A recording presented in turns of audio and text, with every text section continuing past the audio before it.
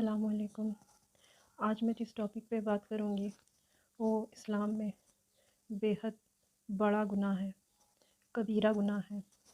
پہلے تو یاد رکھیے اسلام میں زنا کی ایک بے حد سنگین جرم ہے اور اس کی سزا بھی بہت سخت ہے، لیکن اس دور میں زنا کو اتنا عام کر دیا گیا ہے کہ بہت سارے انسان اس گناہ کو کر بیٹھے ہیں۔ پر افسوس کی بات یہ ہے کہ بہت سارے لوگ ایسے ہیں جو زنا کو گناہ سمجھتے ہی نہیں، اور اگر سمجھتے بھی ہے تو ان کو کوئی پچھتاوا نہیں ہے۔ ان کا حشر کیا ہوگا اور کیسا عذاب ہوگا وہ صرف اللہ بہتر جانتا ہے۔ اور اگر زنا ہو گیا اور اس کا پچھتاوا اور افسوس ہو تو اس کے لیے معافی اور توبہ کرنا لازمی ہے۔ بہت سارے لوگ پوچھتے ہیں زنا کا کفارہ کیا ہوگا؟ اصل میں زنا کا کفارہ نہیں ہو سکتا جہاں اسلامی شریعہ ہے ہی نہیں، کیونکہ کفارہ سزا کے بدلے دیا جاتا ہے اور نن اسلامک کنٹریز میں زنا کی سزا ہی نہیں ہے، تو اس کا کفارہ بھی نہیں ہو سکتا ہے۔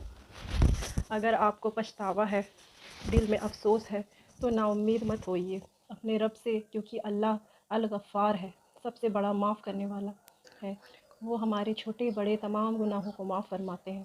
اللہ سبحانہ تعالیٰ قرآن مجید میں فرماتے ہیں، کہہ دو کہ اے میرے بندو جنہوں نے اپنی جانوں پر زیادتی کی ہے، تم اللہ کی رحمت سے نا امید نہ ہو جاؤ، بے شک اللہ تعالیٰ سارے گناہوں کو بخش دیتا ہے، واقعی وہ بڑا بخشنے والا رحمت والا ہے۔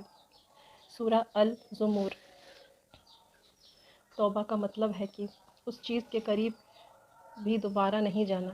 استغفار کا مطلب ہے سچے دل سے معافی مانگنا۔ یہ دونوں چیزیں اگر انسان سچے دل سے کرے تو اللہ تعالیٰ اپنے بندے کی معافی ضرور قبول کرتے ہیں۔ رسول اللہ صلی اللہ علیہ وسلم نے فرمایا، جو شخص گناہ کرتا ہے پھر جا کر وضو کرتا ہے، پھر نماز پڑھتا ہے، پھر اللہ سے استغفار کرتا ہے تو اللہ اسے معاف کر دیتا ہے۔ پھر آپ صلی اللہ علیہ وسلم نے یہ آیت پڑھی، اور جب ان سے کوئی ناشائستہ فحاشی حرکت یا کوئی گناہ سرزد ہو جاتا ہے تو وہ اللہ کو یاد کر کے فوراً استغفار کرتے ہیں، اور اللہ کے سوا کون گناہ بخش سکتا ہے، اور وہ جان بوجھ کر کسی گناہ پر رکے نہیں رہتے۔ یاد رکھے کسی بھی گناہ پہ رکے رہنا بہت بڑا جرم ہے۔ اللہ تعالیٰ کو پسند ہے کہ کوئی گناہ اگر ہو جائے اسے فوراً استغفار کر کے اس گناہ کو چھوڑ دیا جائے۔ یاد رکھے زنا ایک بہت بڑی بری لت ہے، اس کو فوراً چھوڑ دینا چاہیے۔ جو لوگ زنا کرتے ہیں وہ غریبی میں مبتلا ہو جاتے ہیں۔ زنا ایک ایسا جرم ہے جو غریبی لاتا ہے، انسان کو پنپنے نہیں دیتا، آگے بڑھنے نہیں دیتا، اس لیے اسے جتنی جلدی چھوڑ دیا جائے آپ کے لیے اتنا اچھا ہوتا ہے۔ استغفار کر لیا جائے، اللہ تعالیٰ سے رو رو کے معافی مانگ لینی چاہیے۔ سورہ العمران۔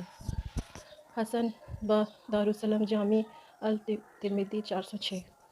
گناہ کرنے پر سزا دینے والا بھی اللہ تعالیٰ، اور معافی مانگنے پر مغفرت کرنے والا بھی اللہ سبحانہ تعالیٰ ہے۔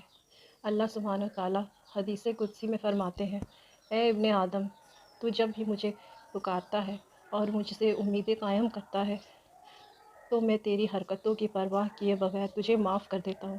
اے ابن آدم، تیرا گناہ آسمان کی بلندیوں تک پہنچ جائے اور پھر تو مجھ سے معافی مانگے تو بے شک میں معاف کر دوں گا، تو اس پہ جمے نہ رہنا۔ جامعہ ترمذی 3540۔